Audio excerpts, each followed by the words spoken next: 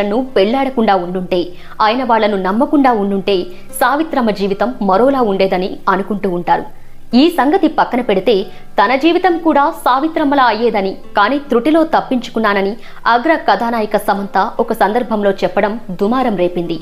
సావిత్రి గురించి తనకు పెద్దగా తెలియదని, ఈ సినిమా చూశాక చాలా విషయాలు అర్థమయ్యాయని, ప్రేమ విషయంలో ఓసారి తాను అలాగే నమ్మానని, కానీ లక్కీగా తప్పించుకున్నానని సమంత వెల్లడించారు. లేదంటే తన కథ సావిత్రిలాగే అయ్యేదని ఆమె వ్యాఖ్యానించారు. ఈ వ్యాఖ్యలు సోషల్ మీడియాలో వైరల్ అవుతున్నాయి.